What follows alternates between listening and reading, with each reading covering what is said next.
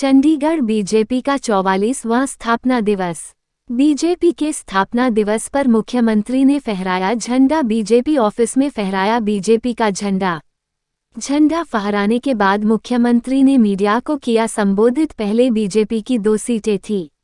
आज बीजेपी देश की सबसे बड़ी पार्टी है। देश के अधिकांश प्रदेश में बीजेपी की सरकार। मुख्यमंत्री लोगों ने बीजेपी को नीतियों, विचारों से किया पसंद।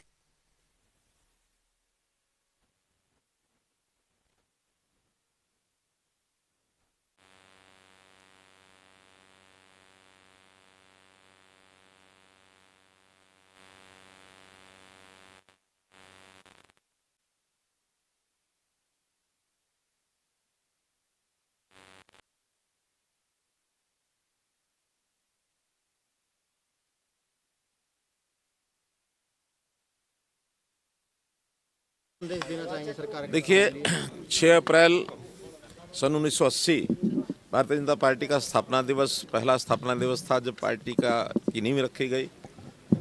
और आज 6 अप्रैल 2023 43 साल का सफ़र भारतीय जनता पार्टी का।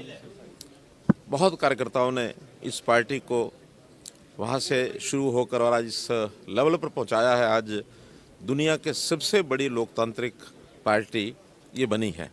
और इस पार्टी ने इतना सफ़र जो तय किया है, समय समय पर बहुत से उतार चढ़ाव भी आए।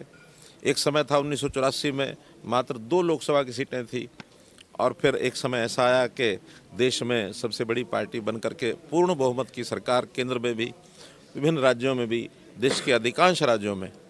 आज मैं कह सकता हूँ कि जो हमारी नीतियाँ थी, जो हमारी पॉलिसी विचारधारा, उसको भारतीय जनता पार्टी की सरकारों के माध्यम से नीचे तक ले जाने के लिए पूरा जो वातावरण बना है, वो यहाँ के एक एक कार्यकर्ता ने जो मेहनत की है, उसका ये परिणाम है। देश के प्रधानमंत्री श्री नरेंद्र मोदी जी उन सब योजनाओं को, नीतियों को, विचारों को जनता तक पहुँचा रहे हैं। खास करके अंत्योदय के भाव से गरीब जनता जो नीडी है, ज़रूरतमंद है, जो वनवासी क्षेत्रों में, ग्रामीण क्षेत्रों में, जातियों के हिसाब से हो चाहे क्षेत्र के हिसाब से हो, जो पिछड़े हुए हैं, उन सबको और एक प्रकार से आगे बढ़ाने के लिए, ऊपर उठाने के लिए निरंतर प्रयत्न भारतीय जनता पार्टी की सरकारें कर रही हैं। आज मैं बहुत संतोष से कह सकता हूं कि अब जो देश के बारे में पहले कहा जाता था, किस दिशा में कब लोग भटकेंगे और कैसे देश का नुकसान कर सकेंगे, लेकिन आज देश के अंदर स्थायित्व है, देश की एकता अखंडता को किसी प्रकार का कोई खतरा नहीं है, और देश आगे आगे निरंतर मजबूत होता जा रहा है। ये भारतीय जनता पार्टी की सोच का परिणाम है। सर, आपने कहा है कि क्या मैसेज सर कार्यकर्ताओं के लिए?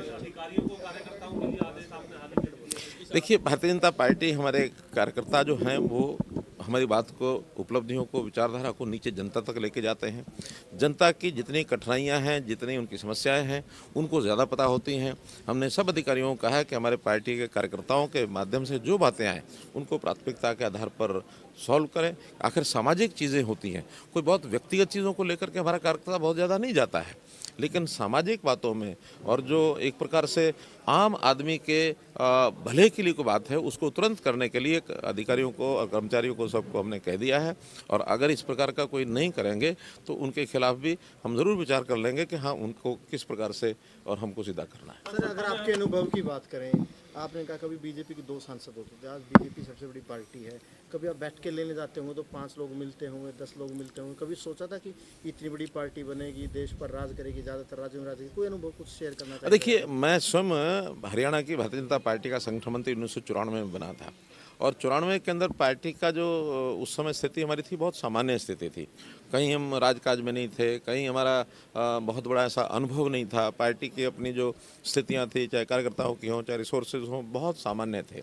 हमने धीरे धीरे करके आगे बढ़ाया, और शक्ति केंद्रों की जो आज रचना दिखाई दे रही है, वो हमने उस समय शुरू की। बूथ की कमेटियाँ बनाई, और आज तो पन्ना प्रमुख तक हम लोग पहुँचे हैं। यानी 60 वोट के ऊपर 15 घरों के ऊपर एक कार्यकर्ता, ये बहुत ही अच्छे प्रकार से वो काम कर रहा है। जितना विस्तार पार्टी का हुआ है, लगातार हमने मेहनत की है। वो समय ऐसा था जब हमारे कार्यकर्ता साइकिल पर चलते थे, स्कूटरों पर चलते थे, और कहीं कहीं तो बसों पर जाना, पैदल जाना, ये भी अभ्यास कार्यकर्ताओं का बहुत रहा है। मैं स्वयं बसों में 1994 में जब प्रारंभ में बसों में ही चलता था। इसके बाद हमको एक मोटरसाइकिल जो मिली, उस पर थोड़ा आसपास का प्रवास हमने शुरू किया। पहली गाड़ी मैंने किसी एक कार्यकर्ता के साथ और थोड़ा पैसा दे करके उससे शेयरिंग के साथ उससे खरीदी। 15 दिन वो चलाते थे और 15 दिन मैं अपना पार्टी का काम करने के लिए जाता था। वो भी एक पुरानी गाड़ी मारुति खरीदी थी। हमारे पार्टी के अध्यक्ष होते थे श्री रमेश जोशी।